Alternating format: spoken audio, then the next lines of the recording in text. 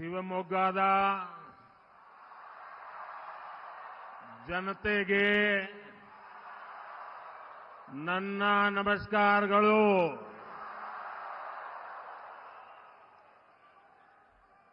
मैं शक्ति स्वरूपा सिगंदरू चौड़ेश्वरी देवी के चरणों में श्रद्धापूर्वक प्रणाम करता हूं. हम सभी के लिए आपका ये प्यार, आशीर्वाद, जन समर्थन की ये लहर कर्नाटका के कोने कोने में बीजेपी को मिल रहा अपार जन समर्थन, ये ऊर्जा, ये दृश्य अपने आप में ऐसा लग रहा है कि पूरा मैदान ऊर्जा से भरा हुआ है.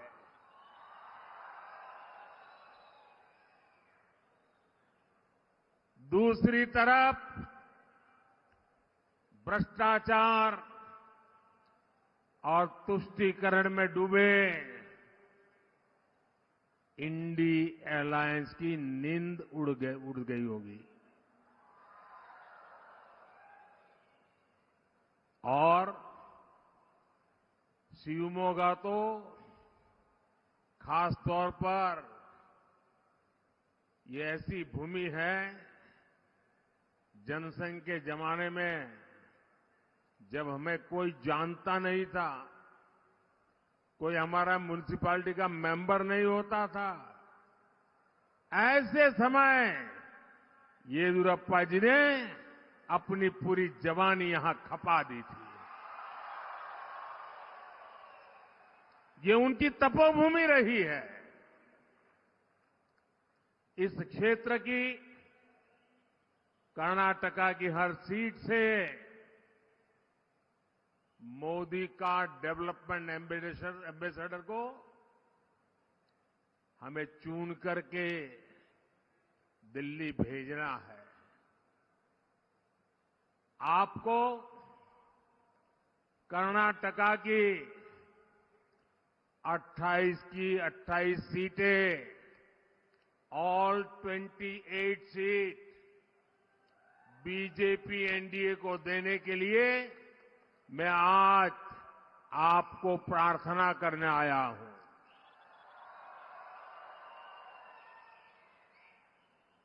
4 जून को 400 पार, 4 जून को 400 पार के मिशन में कर्नाटका की आप सभी मतदाताओं की बहुत बड़ी भूमिका है. और इसलिए आखिर करे 400 सीटें की बात क्यों कर रहे हैं हम? ये 400 सीटें क्यों? विकसित भारत के लिए 400 पार, विकसित भारत के लिए, विकसित भारत के लिए, विकसित कर्नाटका के लिए, विकसित कर्नाटका के लिए, गरीबी कम करने के लिए, गरीबी कम करने के लिए, आतंक पर प्रहार करने के लिए, भ्रष्टाचारियों पर कार्रवाई के लिए, किसानों की समृद्धि के लिए, युवाओं के नए अवसर देने के लिए ಈ ಬಾರಿ 400 ಮೀರಿ, ಈ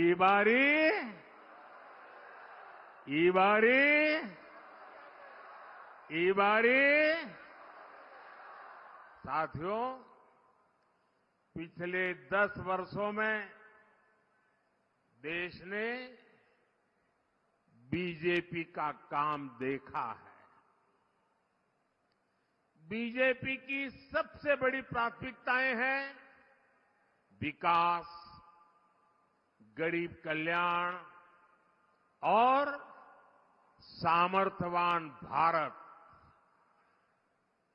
वहीं दूसरी ओर कांग्रेस है। कांग्रेस के पास विकास का एजेंडा नहीं, इसलिए वो तरह तरह के हथकंडे आजमाती है। कांग्रेस का पहला हथकंडा है झूठ बोलो, बड़े बड़े झूठ बोलो, बार बार झूठ बोलो, जहां जाओ वहां झूठ बोलो, सुबह शाम झूठ बोलो। कांग्रेस का दूसरा हथकंडा है अपने झूठ को ढकने के लिए नए झूठ बोलो। कांग्रेस का तीसरा हथकंडा है जब पकड़े जाओ तो अपनी करतूतों का ठीकरा दूसरों के सर पर फोड़ दो। हर चुनाव से पहले कांग्रेस के लोग बड़े बड़े झूठे वादे करने में एक्सपर्ट हो गए हैं। यहां कर्नाटका में भी कांग्रेस ने यही किया और अब सरकार बनने के बाद कांग्रेस फिर झूठ पर झूठ, झूठ पर झूठ, झूठ पर झूठ बोले जा रही है। कभी वो केंद्र को जिम्मेदार बता रही है, कभी मोदी पर आरोप लगा रही है, तो कभी दूसरी पार्टियों पर अपनी नाकामी का ठीकरा फोड़ रही है। क्योंकि कांग्रेस की मंशा कभी लोगों की भलाई करने की नहीं होती। कांग्रेस का केवल एक ही इरादा होता है, लोगों को लूटना, अपनी जेब भरना। इसलिए कांग्रेस को जब से कर्नाटका में मौका मिला है तो इन्होंने कर्नाटका को अपना एटीएम बना दिया है। यहां इनकी लूट इतनी बढ़ गई है कि सरकार चलाने के लिए पैसे तक नहीं बचे और इस लूट में भागीदार बनने की होड़ मची हुई है। कोई यहां सीएम इन वेटिंग है, कोई यहां फ्यूचर सीएम एस्पिरेंट है, कोई यहां सुपर सीएम है, कोई यहां शैडो सीएम है और इतने सारे सीएम के बीच एक दिल्ली के कलेक्शन मिनिस्टर भी है। कांग्रेस की इस करतूत का नुकसान कर्नाटका के लोगों को उठाना पड़ रहा है। कुछ ही महीनों में कांग्रेस की सरकार ने कर्नाटका की साख को बहुत बड़ा धक्का लगा दिया है। मैं कांग्रेस के प्रति कर्नाटका के लोगों का आक्रोश देख रहा हूं, उनका गुस्सा समझ रहा हूं। कांग्रेस सरकार के ऐसे रवैये के बीच बहुत जरूरी है कि कर्नाटका की लोकसभा की हर सीट पर बीजेपी एनडीए को विजय मिले। बीजेपी एनडीए के सांसद कर्नाटका के लोगों की सेवा के लिए काम करेंगे, यहां केंद्र की योजनाओं को अच्छी तरह से लागू करने में मदद करेंगे। साथियों, कल मुंबई में शिवाजी मैदान में इंडिया अलायंस की तरफ से एक खुला ऐलान किया गया है। वो लोग हिंदू धर्म में समाहित शक्ति को समाप्त करना चाहते हैं। हिंदू शक्ति को समाप्त करने का उन्होंने बीड़ा उठाया है। हिंदू समाज जिसे शक्ति मानता है, उस शक्ति के विनाश का उन्होंने ऐलान कर दिया है। अगर शक्ति के विनाश का उनका ऐलान है, तो शक्ति की उपासना का हमारा भी ऐलान है। मैं जब सार्वजनिक जीवन में आया, जब मैंने अपने समय का पल पल और शरीर का कण कण लोगों की सेवा के लिए समर्पित करने का संकल्प लिया, तो मुझे इसी शक्ति ने ऊर्जा दी। आज भी मैं शक्ति की उपासना करता हूं। देश के कोटि कोटि लोग हिंदू धर्म की शक्ति के उपासक हैं। और मैं तो हैरान हूं, कल शिवाजी पार्क में शक्ति के विनाश का ऐलान हो रहा है। जब मैंने सुना तो मैं सोच रहा था, बाला साहब आप ठाकरे जी, बाला साहब ठाकरे जी, उनकी आत्मा को कितना दुख पहुंचा होगा। शिवाजी पार्क में शक्ति का विनाश करने का ऐलान किया जाए, वो भी शिवाजी पार्क में, और उस भूमि पर जहां का बच्चा बच्चा जन्म से जय भवानी जय शिवाजी का मंत्र लेकर के बड़ा होता है। छत्रपति शिवाजी महाराज तुळजा भवानी से आशीर्वाद लेकर के हिंदवी स्वराज की स्थापना के लिए निकल पड़े थे। वे शक्ति के उपासक थे, और उसी शिवाजी पार्क में शक्ति के विनाश का ऐलान किया जाता है। और कौन लोग मंच पर बैठे थे, पता नहीं बाला साहब की आत्मा को क्या होता होगा।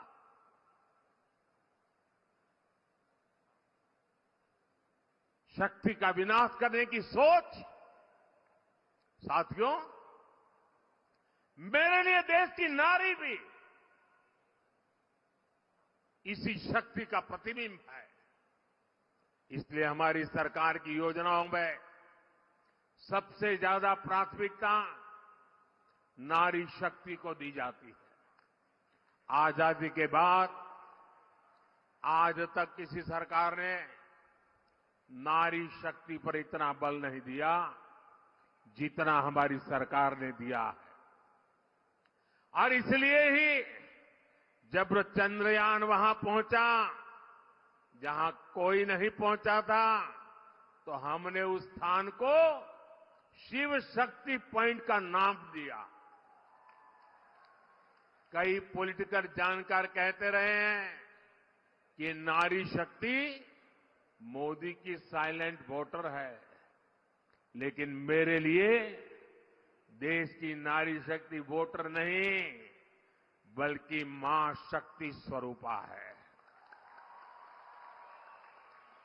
नारी शक्ति का यही आशीर्वाद मेरा सबसे बड़ा सुरक्षा कवच है।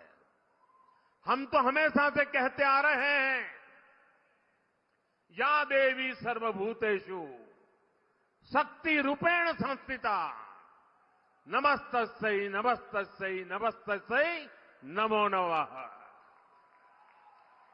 इसी भावना के साथ हम मां भारती की भी पूजा करते हैं। इसी भावना के साथ हम मां भारती की शक्ति उसे बढ़ाना चाहते हैं।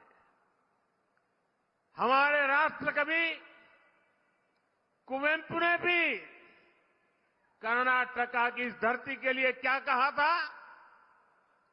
कुवेंपु जी ने कहा था, मंत्र कणा, शक्ति कणा, ताई कणा, देवी कणा।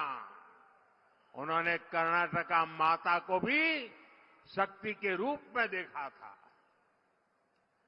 इंडी अलायंस के लोग अब इसी शक्ति को कुचलना चाहते हैं, तबाह करना चाहते हैं, समाप्त करना चाहते हैं। इन्हें मां भारती की बढ़ती हुई शक्ति से नफरत हो रही है।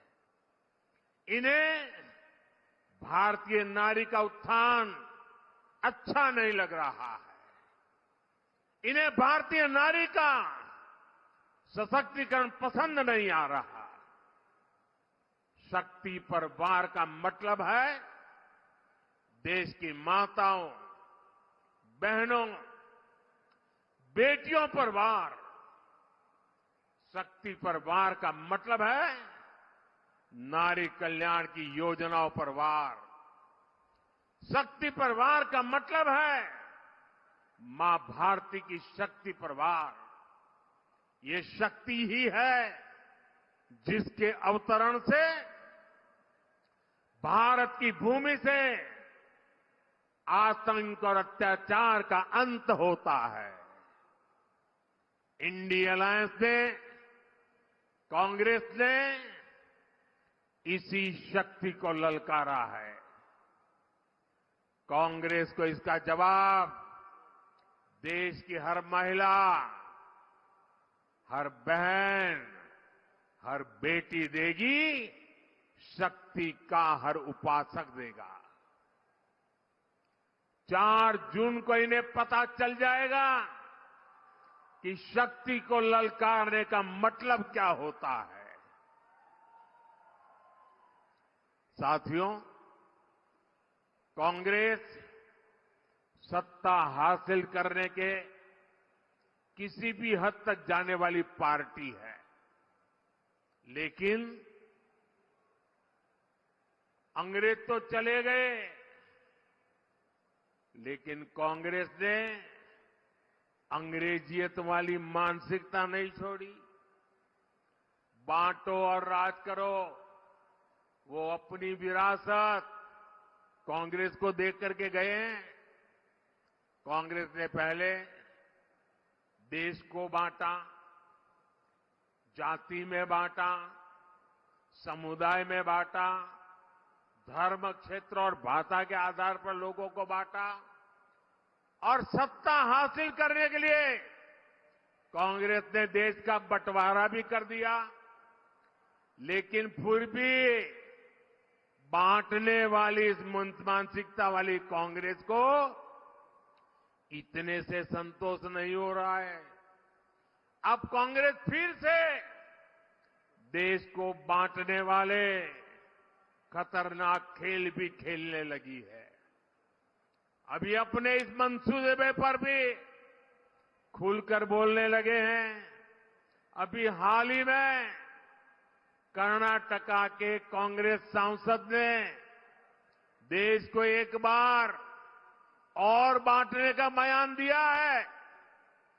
ऐसे सांसद को पार्टी से निकाल फेंकने के बजाय कांग्रेस पार्टी उसका बचाव कर रही है।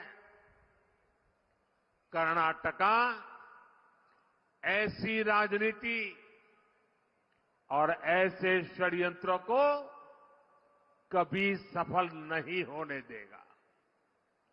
कर्नाटका की धरती का ऐसा अपमान करने वाली कांग्रेस को इस लोकसभा चुनाव में चुन चुन करके साफ कर देना चाहिए। करेंगे ना? करेंगे ना? जरा दोनों हाथ ऊपर करके बताइए, करेंगे ना? चुन चुन करके साफ करेंगे ना? 26 अप्रैल और 7 मई को आपको इसी संकल्प को लेकर निकलना है। 26 अप्रैल और 7 मई को आपको अपने वोट से कांग्रेस के विभाजनकारी मंसूबों को ध्वस्त करना है। साथियों, आजादी के बाद कांग्रेस ने जो व्यवस्था बनाई उसमें गरीब और गरीब होता गया, कंगाल होता गया और गरीब के अधिकार छीनते रहे। कांग्रेस ने हमेशा देश के गरीब को मूलभूत सुविधाओं को भी तरसा कर रखा। बीते 10 वर्षों में हमने इन हालातों को बदलने के लिए काम किया। पिछले 10 वर्षों में भारत के 25 करोड़ लोग गरीबी से बाहर हुए हैं। ये इसलिए संभव हुआ क्योंकि हमने गरीबों की समस्याओं पर फोकस किया। हमने उन्हें मुश्किलों से बाहर निकालने का रास्ता तैयार किया। मैं आपको कर्नाटका का उदाहरण देता हूं कि हमारे काम का स्केल कितना बड़ा है।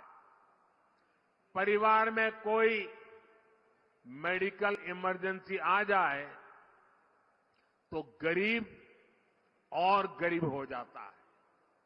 लेकिन हमने आयुष्मान भारत योजना के तहत अकेले कर्नाटका में 75 लाख से ज्यादा लोगों का मुफ्त इलाज कराया है।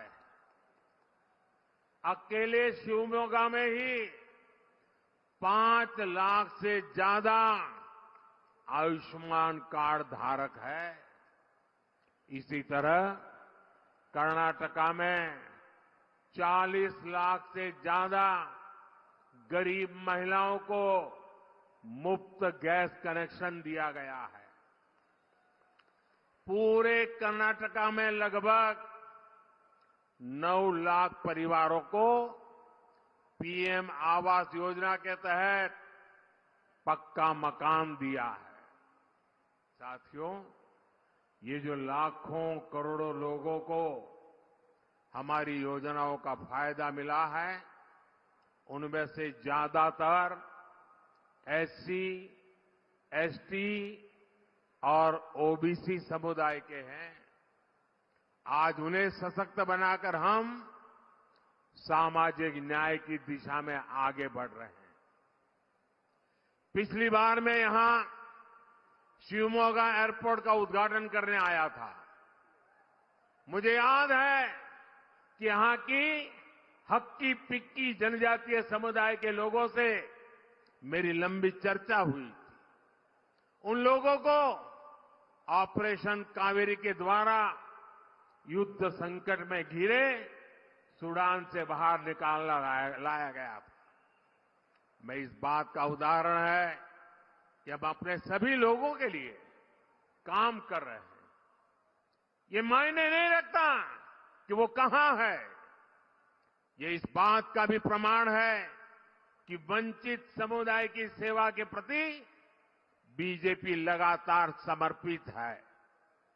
आजाद भारत के इतिहास में बीजेपी ही वो पार्टी है जिसने एससी और एसटी दोनों समुदाय के लोगों को राष्ट्रपति बनाया है।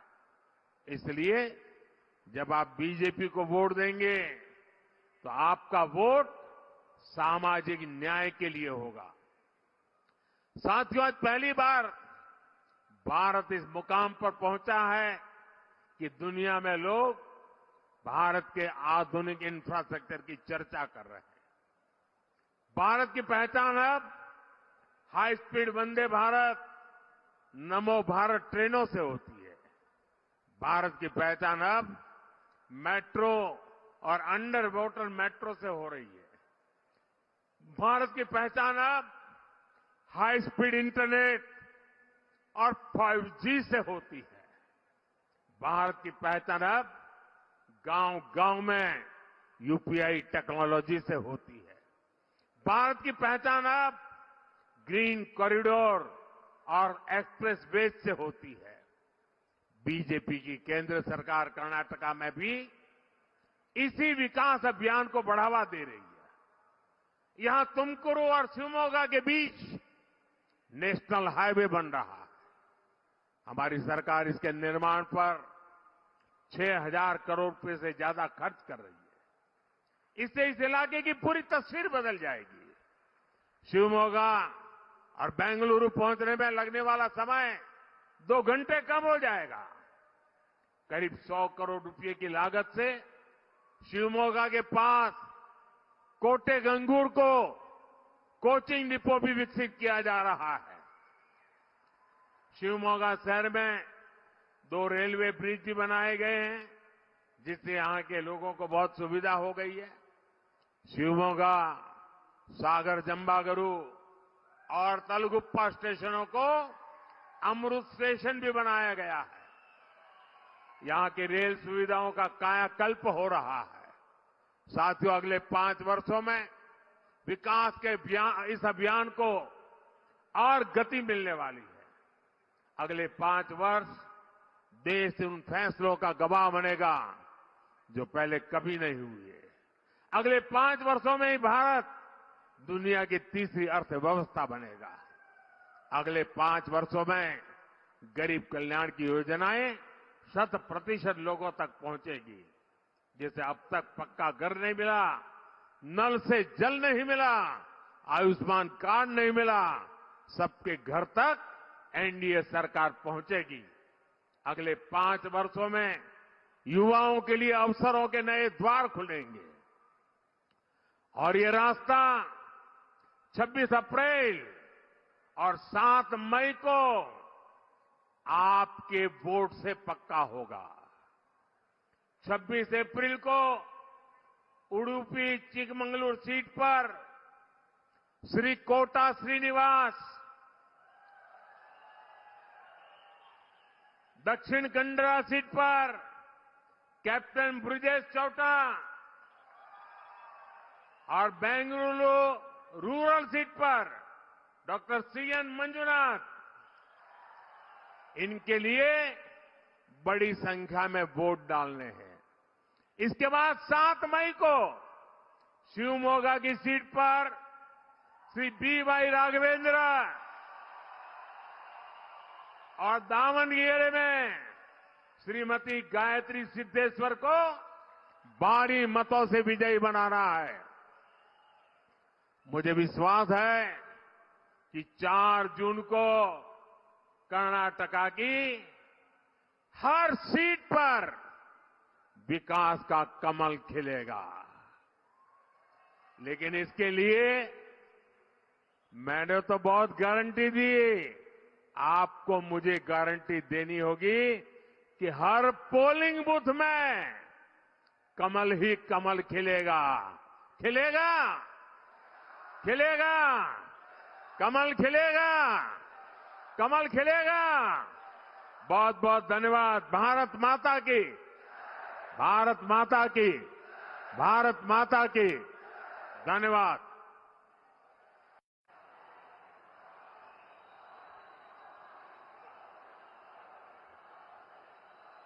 भारत माता की, भारत माता की, भारत माता की।